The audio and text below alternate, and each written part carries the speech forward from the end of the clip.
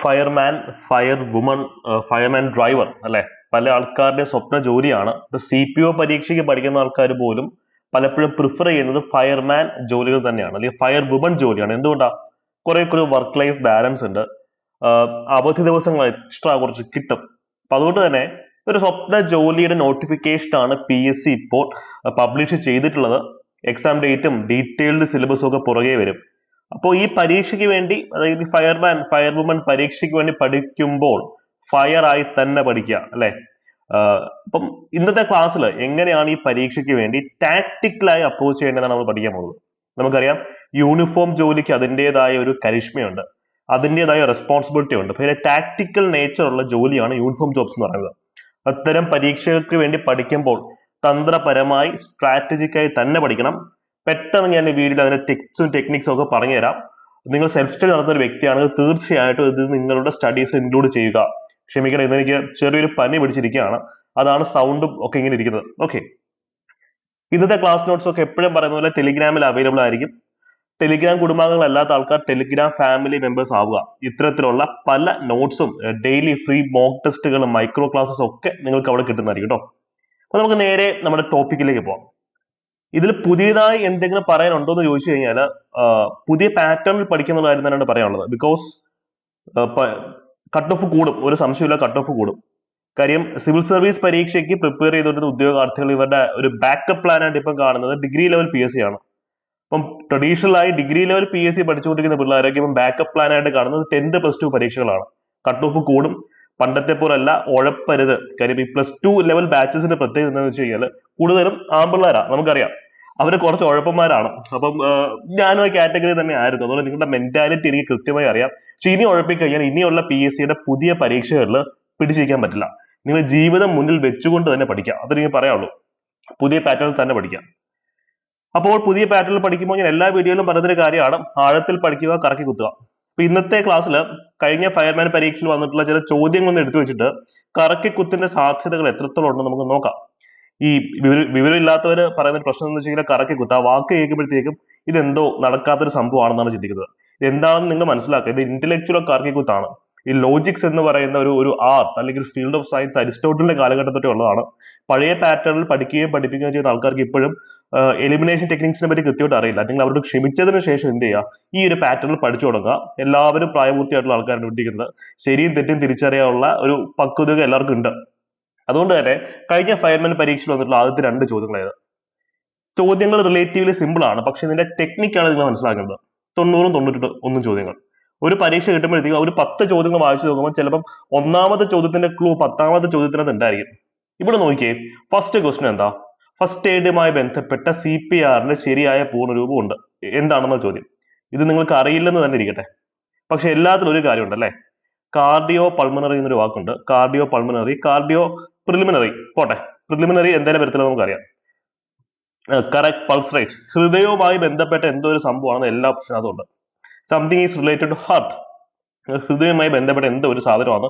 ഒന്നും പഠിച്ചില്ലെങ്കിൽ പോലും ഓപ്ഷൻസ് വാങ്ങിക്കുമ്പോൾ ആൾക്കാർക്ക് മനസ്സിലാവും. 91ാമത് ചോദ്യം എന്താണ്? CPR നൽകുന്നതിന് ഉദ്ദേശം എന്നാണ് ചോദ്യം. ഫസ്റ്റ് സ്റ്റേറ്റ്മെന്റ് എന്താ? ശരിയായ ശ്വാസോച്ഛ്വാസവും രക്തയോട്ടവും പുനഃസ്ഥാപിക്കുന്നതിന് അല്ലെ. ഇത് ഹൃദയവുമായി ബന്ധപ്പെട്ട ഒരു സ്റ്റേറ്റ്മെന്റാണ്. രണ്ടാമത്തെ സ്റ്റേറ്റ്മെന്റ് മുറിവിൽ നിന്ന് രക്തം വാർന്നു പോകുന്നത് തടയുന്നതിന് വേണ്ടി. ഇത് ഹൃദയവുമായി ബന്ധപ്പെട്ടതാണോ? ശരി, വിദൂര സാമ്യമുണ്ട്. മുറിവും ഹൃദയവും ഒക്കെ ആയിട്ട് എന്തെങ്കിലും സാമ്യത ഉണ്ടെന്ന് പറയാം. പക്ഷെ ഏറ്റവും കൂടുതൽ സാമ്യത ഏതാണെന്ന് നോക്കാം. B ആണോ A ആണോ ഹൃദയവുമായി ഏറ്റവും അടുത്ത് ബന്ധപ്പെട്ടിരിക്കുന്നത്? C നോക്കിയാൽ തൊണ്ടയിൽ കുടുങ്ങിയ ആഹാര പദാർത്ഥങ്ങൾ നീക്കം ചെയ്യുന്നതിന്. അപ്പൊ തൊണ്ടയിൽ ആഹാരം കുടുങ്ങുമ്പോഴത്തേക്കൊക്കെ ശ്വാസം മുട്ടും, ചിലപ്പോൾ ഹൃദയാഘാതം വന്നിരിക്കാം. എന്നാലും A ആണോ C ആണോ ഹൃദയവുമായി ഏറ്റവും അടുത്ത് നിൽക്കുന്നത്? D നോക്കിയാൽ പൊള്ളലേറ്റ ഭാഗത്തെ വേദന കുറയ്ക്കാൻ വേണ്ടി. അപ്പൊ അത് ഹൃദയവുമായി വലിയ ബന്ധമില്ല. അപ്പൊ നിങ്ങൾ തർക്കിക്കാറാണെങ്കിൽ നിങ്ങൾക്ക് തർക്കിക്കുക, പൊള്ളലേറ്റ് കഴിക്കുന്ന ഹാർട്ട് റേറ്റ് കൂട്ടുമല്ലോ. അങ്ങനെയാണെങ്കിൽ തർക്കിച്ച് ജയിക്കാൻ ആർക്കും പറ്റും. പക്ഷെ നിങ്ങൾക്ക് റാങ്ക് വേണമെങ്കിൽ, മാർക്ക് വേണമെങ്കിൽ, ലോജിക്കാണ് ചിന്തിക്കണമെങ്കിൽ ഇങ്ങനെയാണ് ചിന്തിക്കുന്നത്. അതാണ് ഞാൻ പറയുന്നത്. വോൾട്ടേറിന്റെ ഉദ്ധരണം നിങ്ങൾ മറക്കരുത്. Common sense is not so common. Common sense വേറെയാണ്. ഈ തർക്കജീവികൾക്ക് അല്ലെങ്കിൽ ഈ പുതിയ പാറ്റേണിനെ പറ്റി ധാരണയില്ലാത്ത ആൾക്കാർക്ക് ഇപ്പോഴും കറക്കി കുത്തുന്ന പറയുമ്പോൾ അലർജിയാണ്. അതായത് കാര്യം അവർക്ക് എന്താ സംഭവം എന്ന് ഇപ്പോൾ ഉൾക്കൊള്ളാൻ പറ്റിയിട്ടില്ല. അവരുടെ ചിന്തയുടെ നിലവാരം അത്രേ ഉള്ളൂ എന്ന് നിങ്ങളോട് ക്ഷമിക്കാം. പക്ഷേ ജീവിതം രക്ഷപ്പെടണമെങ്കിൽ പുതിയ പാറ്റേണിൽ കറക്കി കുത്താൻ വാക്കാനെ ഉപയോഗിക്കുന്നത്. കറക്കി കുത്താൻ തന്നെ പഠിക്കണം, അല്ലെങ്കിൽ തേഞ്ഞു പോകും. എനിക്ക് അത്രേ പറയാനുള്ളൂ. ഓക്കെ, അപ്പൊ 91ാമത് ചോദ്യത്തിന് ഉത്തരം കോമൺ സെൻസ് വെച്ച് ആലോചിക്കുമ്പോൾ എന്ത് കിട്ടും? A എന്നുള്ള ഉത്തരത്തിലേക്ക് എത്താൻ പറ്റും. ഈ 90ാമത്തെ ചോദ്യത്തിന് ക്ലൂ ഉണ്ട്. ഇത്തരം ധാരാളം ഫ്രീ മാർക്കുകൾ നിങ്ങളുടെ ചോദ്യ പേപ്പറിൽ കിട്ടും കേട്ടോ. കാര്യം ചോദ്യകർത്താവ് ഇത് സിവിൽ സർവീസസിലെ ടെക്നിക്കാണ്. PSC സിവിൽ സർവീസ് പരീക്ഷയിൽ അടുത്തുകൊണ്ടിരിക്കുമ്പോൾ ഇത്തരത്തിലുള്ള ടെക്നിക്കൽ ഉപയോഗിച്ച് തന്നെ നിങ്ങളോട് ചെയ്യണം. കാര്യം ഡിഗ്രി ലെവൽ പരീക്ഷയിലെ പിള്ളേരുടെ ബാക്കപ്പ് പ്ലാൻ ആണ് ഇനി മുതൽ 10th പ്ലസ് ടു പരീക്ഷകൾ. കാര്യം അവർക്ക് LGS എഴുതാക്കില്ല. അതുപോലെ തന്നെ 10th പ്ലസ് ടു പിള്ളേരുടെ ബാക്കപ്പ് ആയിരിക്കും LGS പരീക്ഷകൾ. എല്ലായിടത്തും കട്ട് ഓഫ് കൂടും. ചെറിയ കട്ട് ഓഫേ ഉള്ളൂ എന്ന് കരുതി സമാധാനമായിട്ട് ആരും പഠിച്ചു തുടങ്ങണ്ട. നല്ല രീതിയിൽ കട്ട് ഓഫ് ഒരു ജോലി അല്ലെങ്കിൽ യൂണിഫോം എന്ന് പറയുന്ന ആ ഒരു ജോലിയിൽ ആത്മാർത്ഥമായി പഠിക്കുന്ന ആൾക്കാർ മാത്രം ജോലിയിൽ കയറിയാൽ മതി. ഇതാണ് PSCയുടെ ആറ്റിറ്റ്യൂഡ്. അപ്പൊ ആ ആറ്റിറ്റ്യൂഡ്, ആ ഒരു മനോഭാവം നിങ്ങൾ തിരിച്ചറിഞ്ഞ് അതനുസരിച്ച് പഠിച്ചോണം. വെറുതെ PSC ചിത്തോണ്ടെടുത്തിട്ട് ഒരു കാര്യമില്ല. അടുത്തൊരു ചോദ്യത്തിലേക്ക് നമുക്ക് പോവാം. എഗെയിൻ ഇതിനകത്ത് എങ്ങനെയാണ് കോമൺ സെൻസ് അല്ലെങ്കിൽ കറക്കി കുത്തി എങ്ങനെയാണ് യൂസ് ചെയ്യേണ്ടത് നമുക്ക് നോക്കിയാലോ.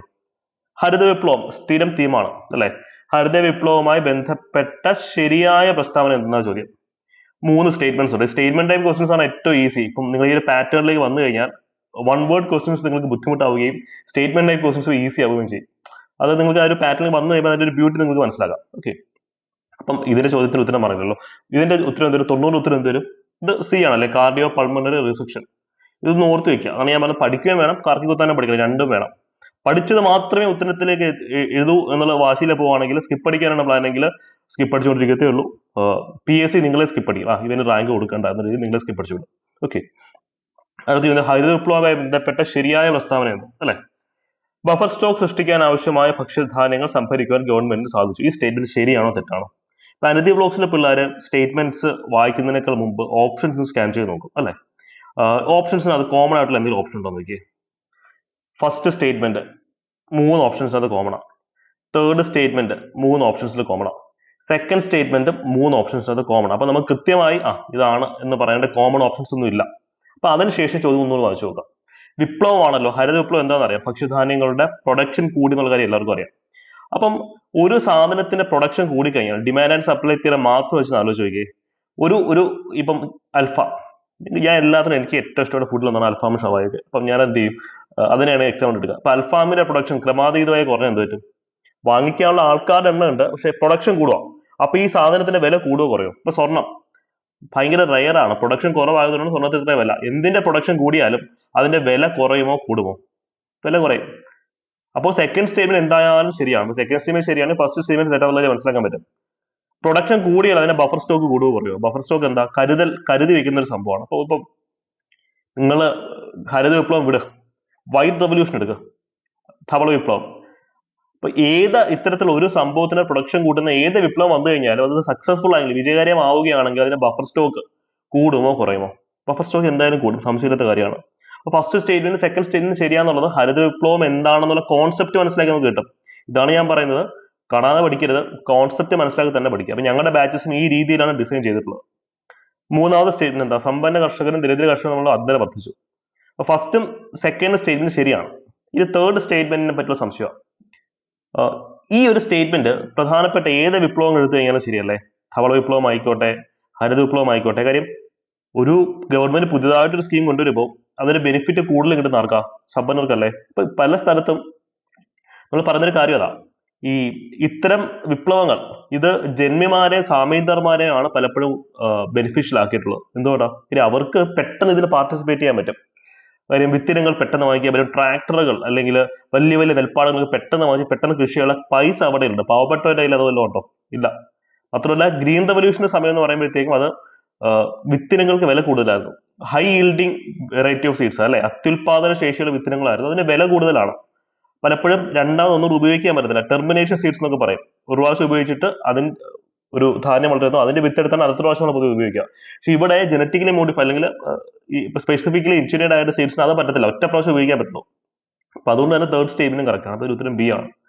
അതാണ് വന്ന് കറക്കിക്കുത്തെന്ന് വെച്ച് കഴിഞ്ഞാൽ നമ്മൾ ബേസിക് ആയിട്ടുള്ള കാര്യങ്ങളൊക്കെ പഠിച്ചിരിക്കണം. ഒന്നും പഠിക്കാതെ പോയി കറക്കിക്കുത്തുന്ന കാര്യം നടക്കത്തില്ല പിള്ളേരെ. അത്യാവശ്യം പഠിച്ചിട്ട് തന്നെ പോകണം. അപ്പൊ അതിന് ബെസ്റ്റ് ആയിട്ടുള്ള എക്സാമ്പിൾ ഞാൻ താഴെ കാണിച്ചു തരാം. അതിനു മുമ്പ് 18ാമത്തെ ചോദ്യം എന്ത് വരും? 18 താഴെ പറയുന്നതിൽ കൽക്കരിയുടെ ഉപഭോഗവുമായി ബന്ധപ്പെട്ട് ശരിയല്ലാത്ത പ്രസ്താവന. ഞാൻ ഒരു കാര്യം കൂടെ പറയുന്നുണ്ട്, ഒരു കാര്യം കൂടെ ഞാൻ പറയുന്നത് താഴേക്ക് വരാം. ഈ സ്റ്റേറ്റ്മെന്റ്സ് പ്രധാനപ്പെട്ട അല്ലെങ്കിൽ വിജയകരമായിട്ടുള്ള ഏത് വിപ്ലവങ്ങളെ പറ്റി പറഞ്ഞാലും ശരിയാവത്തില്ലേ? ഒന്ന് ആലോചിച്ച് നോക്കിയേ.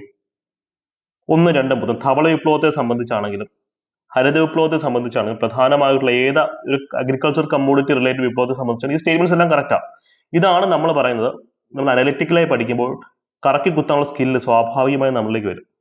അത് PSC ആത്മാർത്ഥമായി പഠിക്കുന്ന ആൾക്കാർക്ക് കൃത്യമായിട്ട് മനസ്സിലാവും. അപ്പം ഒരു ചോദ്യം കാണുമ്പോൾ നിങ്ങൾ ചെയ്യേണ്ട പരിപാടി, ഇവിടെ നിന്ന് വരാൻ സാധ്യതയുള്ള മറ്റു ചോദ്യങ്ങൾ നിങ്ങൾക്ക് സ്വയം ക്രിയേറ്റ് ചെയ്ത് മുന്നോട്ട് പോകണം. അതായത് എക്സാമിനറായി ചോദ്യം ഇടുന്ന ചോദ്യകർത്താവിനെ തലച്ചോറിൽ നിന്നുകൊണ്ട് ചിന്തിക്കാൻ നിങ്ങൾക്ക് പറ്റും അങ്ങനെ ചെയ്യുമ്പോൾ. ഇതാണ് ഏറ്റവും പ്രധാനപ്പെട്ട നിങ്ങൾ ഫോക്കസിന്റെ എക്സസൈസ്. 18ാമത്തെ ചോദ്യം. താഴെ പറയുന്നതിൽ കൽക്കരിയുടെ ഉപഭോഗവുമായി ബന്ധപ്പെട്ട ശരിയല്ലാത്ത പ്രസ്താവന വട്ടം ഇട്ട് വയ്ക്കുക കേട്ടോ. ശരിയല്ലാത്തത് എന്നൊക്കെ പറഞ്ഞാൽ വട്ടം ഇട്ട് വയ്ക്കുക, അല്ലെങ്കിൽ നിങ്ങൾ ചിലപ്പോൾ ശരിയായിട്ടുള്ളതായിരിക്കും ചൂസ് ചെയ്യുക. ഫസ്റ്റ് സ്റ്റേറ്റ്മെന്റ്, ഉരുക്ക് വ്യവസായം. വൈദ്യുതി ഉൽപാദനത്തിന് വേണ്ടിയുള്ള കൽക്കരിയുടെ ആവശ്യം കൂടി വരുന്നു. ഉരുക്ക് വ്യവസായ മേഖലയിൽ വൈദ്യുതി ഉൽപാദനത്തിന് വേണ്ടിയുള്ള കൽക്കരിയുടെ ആവശ്യം കൂടി. നിങ്ങൾക്ക് അറിയില്ലെങ്കിൽ അറിയില്ലെന്ന് വെക്കാം. സെക്കൻഡ് സ്റ്റേറ്റ്മെന്റ്, വൈദ്യുതീകരണം വർദ്ധിച്ചതോടെ റെയിൽവേയിൽ കൽക്കരി ഉപഭോഗം കുറഞ്ഞു. നിങ്ങൾ കൽക്കരി ഉപയോഗിച്ച് ഓടുന്ന തീവണ്ടിയിൽ അവസാനമായി യാത്ര ചെയ്തെന്ന, നിങ്ങൾ തീവണ്ടിയിൽ യാത്ര ചെയ്തപ്പോൾ നിങ്ങൾ കൂടുതൽ യാത്ര ചെയ്തിട്ടുള്ള കൽക്കരി റിലേറ്റഡ് തീവണ്ടിയാണോ, അല്ലെങ്കിൽ ഭയങ്കര പുകയുള്ള തീവണ്ടിയാണോ, അത് ഇലക്ട്രിക് തീവണ്ടിയാണോ? നിങ്ങൾ സ്വന്തം ജീവിതം വെച്ചിട്ടൊന്ന് ആലോചിക്കുക. ഓക്കെ, ട്രെയിനിൽ കയറിയിട്ടില്ലെങ്കിൽ പോട്ടെ, നിങ്ങൾ ട്രെയിൻ പോകുന്ന കണ്ടിട്ടുണ്ടായിരിക്കുമല്ലോ. നിങ്ങൾ കണ്ടിട്ടുള്ള ട്രെയിനുകളിൽ ഏറ്റവും കൂടുതൽ ട്രെയിനുകൾ എന്താ? കൽക്കരി ട്രെയിൻ, ഭയങ്കര പുക ട്രെയിൻ ആണോ, അതോ ഇലക്ട്രിക് ട്രെയിൻ ആണോ നിങ്ങൾ ഏറ്റവും കൂടുതൽ യൂസ് ചെയ്തിട്ടുള്ളത്? സി, അതൊക്കെ പോട്ടെ, ഇലക്ട്രിക് ട്രെയിനുകളുടെ എണ്ണം കൂടിയിട്ടുണ്ടെന്ന് നിങ്ങൾക്കറിയാം. അങ്ങനെ വരുമ്പോൾ കൽക്കരിയുടെ ഉപഭോഗം സ്വാഭാവികമായും കുറയണ്ടേ? സ്വാഭാവികമായും അത് കുറഞ്ഞു വരില്ലേ? ഒരു 10 വർഷത്തിന് ശേഷം ഈ സ്റ്റേറ്റ്മെന്റ് വരാൻ പോകുന്നത്, ഇലക്ട്രിക് കാറുകൾ വന്നപ്പോൾ പെട്രോളിലും ഡീസലിലും ഓടുന്ന കാറുകളുടെ എണ്ണത്തിൽ കുറവ് സംഭവിച്ചു, അല്ലെങ്കിൽ അതിന്റെ ഉപഭോഗത്തിൽ കുറവ് സംഭവിച്ചു. അത് സ്റ്റേറ്റ്മെന്റ് ശരിയല്ലേ? നിങ്ങൾ ആലോചിച്ച് നോക്കുക. അപ്പൊ അങ്ങനെ വരുമ്പോഴത്തേക്കും നിങ്ങൾ ഇങ്ങനെയുള്ള ചോദ്യങ്ങൾ ബ്രെയിൻ സ്റ്റോം ചെയ്യാം. മനസ്സിലായല്ലോ? ഒരു സ്റ്റേറ്റ്മെന്റ് കണ്ടു, ഇനി ഈ ഒരു പാറ്റേണിൽ PSC എന്തൊക്കെ സ്റ്റേറ്റ്മെന്റ്സ് ചോദിക്കും എന്ന് ബ്രെയിൻ സ്റ്റോം ചെയ്യാം. അപ്പൊ സെക്കൻഡ് സ്റ്റേറ്റ്മെന്റ് ശരിയാണ്. തേർഡ് സ്റ്റേറ്റ്മെന്റ് എന്താ? കൽക്കരിയുടെ ആവശ്യം വിതരണത്തെക്കാൾ കുറവാണെന്ന് പറയുന്നത് അല്ലെ. അതായത് ആവശ്യം, ഡിമാൻഡ് എന്ന് പറയുന്നത് സപ്ലൈയേക്കാൾ കുറവാണെന്നാണ് പറയുന്നത് അല്ലെ. അങ്ങനെ വരുമ്പോൾ സംഭവിക്കും, ഒരു സംഭവത്തിന് ഡിമാൻഡ് ഒട്ടുമില്ല, ഇഷ്ടംപോലെ പ്രൊഡക്ഷൻ ഉണ്ട്. അങ്ങനെ വരുമ്പോൾ എന്ത് സംഭവിക്കും? അതിന്റെ വില കുറയോ കൂടും. ഇപ്പം സ്വർണത്തിന് എന്താ ഇത്ര വില? സ്വർണത്തിന് നല്ല ഡിമാൻഡ് ഉണ്ട്, പക്ഷെ സപ്ലൈ കുറവാണ്. നിങ്ങൾ നിങ്ങളുടെ വീട്ടിനകത്ത് ചുറ്റും നോക്കിയേ, പ്ലാസ്റ്റിക് ആണോ സ്വർണ്ണമാണോ ഏറ്റവും കൂടുതലുള്ളത്? പ്ലാസ്റ്റിക് ആയിരിക്കും. പ്ലാസ്റ്റിക്കിന് വില കുറവാണ്, കാര്യം എന്താ? സപ്ലൈ ഇഷ്ടം പോലെ ഉണ്ട്. സ്വർണത്തിന് വില കൂടുതൽ, സപ്ലൈ കുറവാണ്. അപ്പൊ സപ്ലൈ എന്ന് പറയുന്ന സംഭവം കുറഞ്ഞിരിക്കുമ്പോഴാണ് സംഭവത്തിന് വില വരുന്നത്. കൽക്കരി എന്ന് പറയുന്ന സാധനം നിങ്ങൾക്ക് സൂപ്പർ മാർക്കറ്റിൽ പോയി വാങ്ങിക്കാൻ പറ്റുമോ? അല്ല, ഇപ്പം നമുക്ക് അൽഫാമിലേക്ക് ഷവായിലേക്ക് തിരിച്ചു വരാം, കുട്ടികളെ തിരിച്ചു വരാം. അതിന് നമ്മൾ ഉപയോഗിക്കുന്ന ചാർക്കോൾ വേണമല്ലോ നമുക്ക് അൽഫാം ക്രിയേറ്റ് ചെയ്യാനായിട്ട്. അപ്പൊ ചാർക്കോൾ യൂസ് ചെയ്താൽ നിങ്ങൾക്ക് ചാർക്കോൾ ചുമ്മാ പോയി കടയിൽ പോയി വാങ്ങിക്കാൻ പറ്റുമോ? അത്രയ്ക്ക് ഈസിലി സപ്ലൈ ഉള്ള സാധനമാണോ ചാർക്കോൾ? ചിലപ്പം പെട്രോളും ഡീസലും വരെ കിട്ടി വരാം. ചാർക്കോൾ അത്ര ഈസിലി ആയിട്ട് സപ്ലൈ ഉള്ളതാണോ? അപ്പൊ ഇതിന്റെ സപ്ലൈ കൂടുതലാന്ന് പറഞ്ഞ സ്റ്റേറ്റ്മെന്റ് തെറ്റല്ലേ? ഏതൊരു കമ്മോഡിറ്റിക്കും സപ്ലൈ എന്ന് പറയുന്ന സംഭവം കൂടുകയും ഡിമാൻഡ് കുറയുകയും ചെയ്യുന്നതിന് വില ഇല്ലാതെ വരും, ഒട്ടും വില കാണത്തില്ല. അപ്പൊ അതുകൊണ്ട് തന്നെ തേർഡ് സ്റ്റേറ്റ്മെന്റ് തെറ്റല്ലേ? അപ്പൊ തേർഡ് സ്റ്റേറ്റ്മെന്റ് തെറ്റാണ്, സെക്കൻഡ് സ്റ്റേറ്റ്മെന്റ് ശരിയാണ്. അപ്പം തേർഡ് സ്റ്റേറ്റ്മെന്റ് മാത്രം എന്നുള്ളത് ഇതല്ലേ ശരിയായിട്ട് വരിക? അപ്പം സെക്കൻഡ് ഫസ്റ്റ് സ്റ്റേറ്റ്മെന്റ് ശരിയാണോ തെറ്റാണോ എന്ന് പോലും നിങ്ങൾ അറിയേണ്ട കാര്യമില്ല. കോമൺ സെൻസ് വെച്ച് അൽഫാമും ഷവായും കഴിക്കുന്ന ആൾക്കാർക്ക് ഉത്തരത്തിലേക്ക് എത്താൻ പറ്റും. പോട്ടെ, കൽക്കരി നിങ്ങൾക്ക് എവിടെ പോയാൽ വാങ്ങിക്കാൻ പറ്റും? നിങ്ങൾക്ക് ഇപ്പോൾ ഒരു 10 കിലോ അരി വേണം, കടയിൽ പോയാൽ അരി കിട്ടും. കൽക്കരി നിങ്ങൾക്ക് കിട്ടുമോ കടയിൽ പോയി കഴിഞ്ഞാൽ? നിങ്ങളുടെ നാട്ടിൽ എത്ര കടകൾ കൽക്കരി വിൽക്കുന്നതെന്ന് ആലോചിക്കുക. അപ്പൊ സപ്ലൈ എന്ന് പറയുന്ന സംഭവം കൂടുതലാണെന്നുള്ള ഈ സ്റ്റേറ്റ്മെന്റ് തെറ്റല്ലേ? സോ അതിന്റെ ഉത്തരം വളരെ ഈസി ആയിട്ട് നിങ്ങൾ ഡീലിലേക്ക് എത്തിക്കും. തേർഡ് സ്റ്റേറ്റ്മെന്റ് മാത്രമാണ് തെറ്റ്, സെക്കൻഡ് ശരിയാന്നുള്ള കാര്യം വളരെ ഈസിയാണ്. ഡിഫിക്കൽട്ട് എന്ന് തോന്നുന്ന പല ചോദ്യങ്ങളും ഇത്തരത്തിൽ നമുക്ക് ഉത്തരത്തിലേക്ക് എത്താൻ പറ്റും. കാര്യം ചോദ്യകർത്താവ് ഇത്തരം ചോദ്യങ്ങളെ പ്ലാൻ ചെയ്യുന്നത് നമുക്ക് ലോജിക് ഉണ്ടോ എന്നും കൂടെ ചെക്ക് ചെയ്യാനാണ്. അറിവ് മാത്രമല്ല, ഒരു ബ്യൂറോക്രാറ്റിന് അല്ലെങ്കിൽ ഫയർമാൻ ആവാൻ പോകുന്ന വ്യക്തിക്ക് ഡിസിഷൻ മേക്കിംഗ് പവർ, ഒരു തീരുമാനം എടുക്കാനുള്ള കഴിവ് ഉണ്ടോ എന്നും ചെക്ക് ചെയ്യുന്നുണ്ട്. അപ്പൊ അതുണ്ടെന്ന് പ്രൂവ് ചെയ്ത് കൊടുക്കുക. കറക്കി കുത്തിയാൽ മാത്രം പോരാ, ആഴത്തിലുള്ള അറിവ് വേണം. ഈ ചോദ്യം അത്തരത്തിലുള്ള ഒന്നാണ്. ലക്ഷ്മികാന്ത് ബേസ്ഡ് ക്വസ്റ്റൻ ആണ്, പക്ഷെ നമ്മുടെ സ്കൂൾ പാഠപുസ്തകങ്ങളൊക്കെ ഉണ്ട്. ഇപ്പൊ നിങ്ങൾ കോൺസ്റ്റിറ്റ്യൂഷൻ പഠിക്കാൻ വേണ്ടി ലക്ഷ്മികാന്ത് അങ്ങ് പഠിച്ചു കഴിഞ്ഞാൽ പിന്നെ സ്കൂൾ പാഠപുസ്തകങ്ങൾ നിങ്ങൾക്ക് ഉപേക്ഷിക്കാം. കാര്യം എത്ര മാറ്റങ്ങൾ വന്നു കഴിഞ്ഞാൽ അതെല്ലാം ലക്ഷ്മികാന്തിനകത്ത് ഉണ്ടാവും. ഇപ്പൊ SCRT പഴയത് പഠിക്കണം, പുതിയത് പഠിക്കണം. പക്ഷെ ലക്ഷ്മികാന്ത് പഠിക്കുന്ന ഉദ്യോഗാർത്ഥികൾ അതൊന്നും നോക്കേണ്ട കാര്യമില്ല, അതങ്ങ് പഠിച്ചാൽ മതി, എല്ലാം അതിനകത്തുണ്ട് അല്ലേ. 23rd, ഇന്ത്യൻ സുപ്രീം കോടതിയുടെ തനത് അധികാരത്തിൽ പെടാത്തത് അല്ലെ. തനത്, ഒറിജിനൽ ജൂറിസ്ഡിക്ഷൻ എന്ന് പറയും. അധികാരം എന്ന് വെച്ചാൽ ജൂറിസ്ഡിക്ഷൻ. എന്താ ഒറിജിനൽ ജൂറിസ്ഡിക്ഷൻ? ഇപ്പൊ എനിക്കൊരു പരാതി ഉണ്ടെങ്കിൽ, ഇപ്പൊ എന്റെ പോക്കറ്റ് അടിച്ചു, എനിക്ക് പോക്കറ്റ് അടിച്ചെന്ന് പറഞ്ഞിട്ട് സുപ്രീം കോടതി പോകാൻ പറ്റുമോ? പറ്റത്തില്ല. വളരെ ചുരുങ്ങിയ ചില കാര്യത്തിന് മാത്രമേ എനിക്ക് സുപ്രീം കോടതിയെ നേരിട്ട് സമീപിക്കാൻ പറ്റുള്ളൂ. എനിക്ക് അപ്പീൽ വഴി പോവാം. ഓക്കെ, ജില്ലാ കോടതിയിൽ പോയി, ഹൈക്കോടതിയിൽ പോയി, പിന്നെ സുപ്രീം കോടതിയിൽ പോവാം. ചെറിയ ചെറിയ കേസുകൾക്ക് അപ്പീൽ വഴി എവിടെ പോവാം. എവിടെയെന്നല്ല, റെസ്ട്രിക്ഷൻ ഉണ്ട്, ജനറലി ഞാൻ പറഞ്ഞതേ ഉള്ളൂ. പക്ഷേ ചില കാര്യത്തിലേക്ക് സുപ്രീം കോടതി നേരിട്ട് പോവാം. ഇപ്പം എന്നെ ഒരാൾ കൊല്ലാൻ ശ്രമിക്കുന്നു, എന്റെ ജീവന് ഭീഷണി, സുപ്രീം കോടതി നേരിട്ട് പോവാം. അപ്പൊ ഫണ്ടമെന്റൽ റൈറ്റ്സിനെ സംബന്ധിക്കുന്ന കാര്യത്തിൽ അല്ലെങ്കിൽ ഇപ്പൊ കേരളവും തമിഴ്നാടും തമ്മിൽ ഒരു പ്രശ്നമുണ്ട്. ആ പ്രശ്നം കേരളത്തിൽ തമിഴ്നാട് ഹൈക്കോടതിക്ക് കേൾക്കാൻ പറ്റുമോ, സുപ്രീം കോടതിക്ക് കേൾക്കാൻ പറ്റും? അല്ലെങ്കിൽ കേരളത്തിന് സെൻട്രൽ ഗവൺമെന്റുമായിട്ട് ഒരു പ്രശ്നമുണ്ട്. അപ്പം ഫെഡറൽ യൂണിറ്റുകൾക്കിടയിലുള്ള പ്രശ്നങ്ങളൊക്കെ സംസാരിക്കുന്നത് ഒറിജിനൽ ജൂറിസ്ഡിക്ഷൻ ഉണ്ടല്ലോ, സുപ്രീം കോടതി നേരിട്ട് പോയിട്ടാണ് അല്ലേ? അല്ലെങ്കിൽ പ്രസിഡന്റിന്റെ ഇലക്ഷനെ സംബന്ധിച്ച് എനിക്ക് പരാതിയുണ്ട്, എനിക്ക് ജില്ലാ കോടതി കുറിച്ച് പരാതി കൊടുക്കാവൂ. അപ്പൊ അതാണ് അതിന്റെ കേസ്. നിങ്ങൾ കോമൺ സെൻസ് കൂടെ ഉപയോഗിക്കാം. അതുകൊണ്ട് തന്നെ തനത് അധികാര പരിധി എന്ന് പറയുമ്പോഴത്തേക്കും സംസ്ഥാനങ്ങൾ പരസ്പരമുള്ള തർക്കം. ഇപ്പൊ കേരളവും തമിഴ്നാട് അല്ലെങ്കിൽ തമിഴ്നാടും കർണാടക അവർക്കിടയിൽ പ്രശ്നമുണ്ടെങ്കിൽ ഒരു സുപ്രീം കോടതിയിലാണ് പോകുന്നത്. വെറുതെ അപ്പീൽ ജില്ലാ കോടതി പോയി അപ്പീൽ കൊടുത്ത് പിന്നെ ഹൈക്കോടതി പിന്നെ സുപ്രീം കോടതി അങ്ങനെ പോകേണ്ട കാര്യമില്ല. അപ്പൊ ഇത് എന്തായാലും വരും. കേന്ദ്ര സംസ്ഥാന തർക്കം എന്തായാലും വരും. ഇത് തെറ്റാണ് കേട്ടോ. കാരണം ഇത് അപ്പീൽ അധികാരം, അപ്പിലേറ്റ് അധികാര പരിധി വേറെ ഒരു ജൂറിസ്ഡിക്ഷൻ, അപ്പിലേറ്റ് ജൂറിസ്ഡിക്ഷൻ വേറെ ഒരു സാധനമുണ്ട്. ഇത് റിട്ട് ജൂറിസ്ഡിക്ഷൻ, ഹേബിയസ് കോർപ്പസ്, മെനാമസ്, സെഷ്യൂറി, പല പല റിട്ടുകളുണ്ടല്ലോ, അത് മറ്റൊരു അധികാര പരിധി, റിട്ട് ജൂറിസ്ഡിക്ഷൻ എന്ന് പറയും, റിട്ട് ജൂറിസ്ഡിക്ഷൻ. അപ്പൊ ഇതൊക്കെ വേറെ അധികാര പരിധി, തനത് അധികാര പരിധിയിൽ ഉണ്ടല്ലോ വരുന്നതല്ല. മറ്റൊന്നുണ്ട്, ഒറിജിനൽ എക്സ്ക്ലൂസീവ് ജൂറിസ്ഡിക്ഷൻ. അതൊക്കെയാണ് ഇനി പി എസ് വരാൻ പോകുന്നത്. അപ്പം ഇതൊക്കെ നമ്മൾ പഠിക്കാതെ ഒന്നും ചെയ്യാൻ പറ്റില്ല. അപ്പൊ ഇതിന് ഉത്തരം 23 ഉത്തരം എന്നുള്ള ഉത്തരത്തിലേക്ക് എത്താൻ പറ്റും അല്ലെ? പെടാത്തതാണ് ചോദിച്ചിട്ടുള്ളത്. അപ്പം സിയും ഡിയും ആണ് പെടാത്തത്, സിയും ഡിയും പെടുന്നില്ല. അപ്പോൾ ഇതിന്റെ ഒരു ക്രക്സ് നിങ്ങൾക്ക് മനസ്സിലായി എന്ന് ഞാൻ പ്രതീക്ഷിക്കുന്നു. ഫയർമാൻ പരീക്ഷയ്ക്ക് ഫയറായി തന്നെ പഠിക്കുക. അത് നിങ്ങൾ അഫോർഡബിൾ ബാച്ചാണ് നോക്കുന്നതെങ്കിൽ ഞങ്ങളുടെ ബാച്ച് ഇപ്പം 699 രൂപ മാത്രമാണുള്ളത്. സിവിൽ സർവീസസിലെ അധ്യാപകരും കേരള PSCയിലെ അധ്യാപകരും ഒരുമിച്ചാണ് ക്ലാസ് എടുക്കുന്നത്. ഇത്തരം ടെക്നിക്കൽ ട്രെയിനിങ്ങും time management, stress management training ഒക്കെ കിട്ടും. ഫീസ് ഇത്രയും കുറവാണെന്ന് കരുതി നിങ്ങൾ ക്ലാസിന്റെ ക്വാളിറ്റി കുറവായിരിക്കും എന്ന് ടെൻഷൻ അടിക്കേണ്ട. നിങ്ങൾ എൻക്വയറിക്ക് വേണ്ടി ഈ ഒരു നമ്പറിൽ ടെലിഗ്രാമിൽ മെസ്സേജ് അയക്കാം. മെസ്സേജ് അയക്കുമ്പോൾ തന്നെ നിങ്ങൾ ചോദിക്കാതെ തന്നെ നിങ്ങൾക്ക് ഞങ്ങൾ എന്ത് തരും, ഡെമോ ബാച്ച് തരും. അത് കണ്ടു നോക്കുമ്പോൾ നിങ്ങൾക്ക് മനസ്സിലാവും എങ്ങനെയാണ് പഠിക്കേണ്ടതെന്നുള്ളത്. എന്നിട്ട് അവർ ട്രസ്റ്റ് വരുന്നെങ്കിൽ മാത്രം നിങ്ങൾ ബാച്ചിലേക്ക് വന്നാൽ മതി. സ്പെഷ്യൽ ടോപ്പിക്സിൽ അത് ഇൻക്ലൂഡഡ് അല്ല. സ്പെഷ്യൽ ടോപ്പിക്സിൽ ചില മാറ്റങ്ങൾ വരാൻ പോവുകയാണെന്നാണ് ഞങ്ങളുടെ വിശ്വാസം. അതുകൊണ്ട് തന്നെ സ്പെഷ്യൽ ടോപ്പിക്സ് PSC പബ്ലിഷ് ചെയ്ത് കഴിയുമ്പോൾ അതിനെ ഞങ്ങൾ മറ്റൊരു ബാച്ച് സ്റ്റാർട്ട് ചെയ്യും. ഈ ബാച്ചിലെ വിദ്യാർത്ഥികൾക്ക് വളരെ അഫോർഡബിൾ ആയിട്ട് ഫീസിലായ ബാച്ചിൽ ജോയിൻ ചെയ്യാൻ സാധിക്കും.